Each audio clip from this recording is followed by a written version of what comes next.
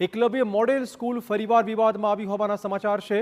સાંજના ભોજન બાદ 25 વિદ્યાર્થીનીઓને ખોરાકી ઝેરની અસર થઈ ગઈ હતી। આપને કહી દઈએ કે બનાસકાંઠાના જગાણા ખાતે આવેલી આ શાળામાંથી એક ગંભીર બેદરકારીનો મામલો સામે આવ્યો છે। શાળાની 35 વિદ્યાર્થીનીઓ ખોરાકી ઝેરનો શિકાર બની સાંજના ભોજન બાદ વિદ્યાર્થીનીઓને ઝાડા ઉલટી થઈ ગયા હતા। આ તમામ વિદ્યાર્થીનીઓને પાલનપુર સિવિલમાં ખસેડાઈ હતી। શરૂઆતમાં 10 વિદ્યાર્થીનીઓને ઝાડા ઉલટીની અસર જોવા મળી હતી, પણ થોડા જ સમયમાં વધુ વિદ્યાર્થીનીઓને પણ અસર પહોંચતા આંકડો 35એ પહોંચી ગયો હતો। હાલ વિદ્યાર્થીનીઓની તબિયત સ્થિર હોવાની વિગતો છે। જો કે શાળાની બેદરકારીના કારણે આ ઘટના બની હોવાનો આક્ષેપ થઈ રહ્યો છે। પાલનપુરના જગાણા નજીક એકલવ્ય મોડલ સ્કૂલમાં ફૂડ પોઈઝનિંગની ઘટના સામે આવી છે। જે પ્રકારે 32 જેટલા બાળકોને ફૂડ પોઈઝનિંગની અસર થઈ છે। જે પ્રકારે આ દ્રશ્યો છે પાલનપુર સિવિલ હોસ્પિટલમાં, જ્યાં 32 જેટલા બાળકો છે એ સારવાર લઈ રહ્યા છે। જે પ્રકારે બપોરે ભોજન બાદ આ બાળકોને અંદાજિત 5 થી 5:30 વાગે આ ફૂડ પોઈઝનિંગની અસર થઈ હતી। આ બાળકોને ઝાડા અને વોમિટની ફરિયાદ થતાં આ શાળાના જે સંચાલકો છે એ પાલનપુર બનાસ મેડિકલ હોસ્પિટલમાં લઈને આવ્યા હતા, જ્યાં તેમની અત્યારે સારવાર ચાલી રહી છે। જે પ્રકારે અંદાજિત 32 બાળકો છે અને આ બાળકો અત્યારે તો બનાસ મેડિકલ જે હોસ્પિટલ છે ત્યાં સારવાર લઈ રહ્યા છે। જોકે શાળાના જે સંચાલકો છે આ ફૂડ પોઈઝનિંગની ઘટનાને લઈને કયા પ્રકારે આ ઘટના બની છે તેને લઈને અત્યારે તો કોઈ પણ પ્રકારની જે તેમનું નિવેદન નથી। ત્યારે ખૂબ જ ગંભીર ઘટના કહી શકાય, કારણ કે 32 જેટલા બાળકોને આ શાળામાં ફૂડ પોઈઝનિંગ થયું છે અને ગાંધીનગરથી પણ આ તમામ તપાસના જે આદેશ છે એ આપી દેવાયા છે।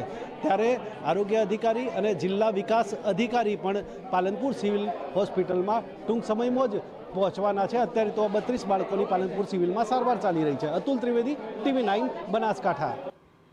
સમગ્ર મામલે એકલવ્ય મોડેલ સ્કૂલના પ્રિન્સિપાલનું કહેવું છે કે ભોજનના કારણે આ અસર થઈ નથી। જો ભોજનના કારણે જ ખોરાકી ઝેરની અસર થઈ હોત તો અન્ય વિદ્યાર્થીનીઓની પણ તબિયત બગડી હોત। મહત્વપૂર્ણ વાત એ છે કે બાળકોને સાંજે 5 કલાકે હોસ્પિટલ લવાયા હતા, જ્યારે વહીવટી અધિકારીઓ રાત્રે 8 વાગે પહોંચ્યા। આ ઘટના ગંભીર હોવા છતાં તંત્રની મોડેથી હાજરી અને શાળાની ભોજન વ્યવસ્થાની સુરક્ષા મુદ્દે અનેક સવાલ ચોક્કસ સર્જાઈ રહ્યા છે। આપણે કહી દઈએ કે ફૂડ વિભાગ દ્વારા શાળામાંથી ભોજનના સેમ્પલ મેળવીને તપાસ શરૂ કરી દેવાઈ છે।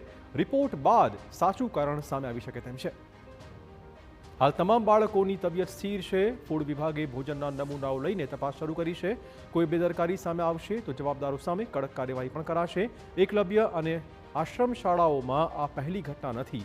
અવારનવાર બાળકો આ રીતે ભોગ બનતા હોય છે બેદરકારીનો, જે મુદ્દે જવાબદાર અધિકારીઓ અને શાળા સંચાલકો સામે કડક પગલાં ભરાય તેવી પણ માંગણી થઈ રહી છે।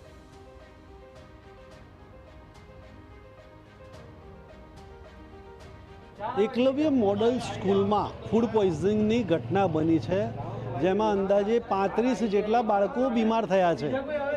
બાળકો બીમાર થયા છે, સારવાર હેઠળ છે, પરંતુ શાળાના સંચાલકોને એ ખબર નથી કે આ શાના કારણે થયું છે।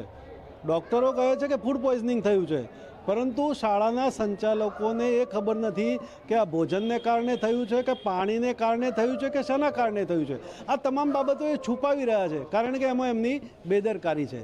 આમાં તંત્રની પણ બેદરકારી છે। તંત્ર પણ 3 કલાક બાદ પહોંચ્યું છે અને હજુ પણ કોઈ પણ પ્રકારની તપાસ અથવા કોઈ પણ પ્રકારની પ્રક્રિયા થઈ નથી। એટલે આ ચોક્કસપણે જે પણ હોય, જિલ્લાના ઇન્ચાર્જ કલેક્ટર હોય કે અન્ય તંત્રના અધિકારીઓ હોય, આ તમામની બેદરકારી છે અને તમામની બેદરકારીના ભોગ આ બાળકો બન્યા છે। અતુલ ત્રિવેદી, TV9 બનાસકાંઠા।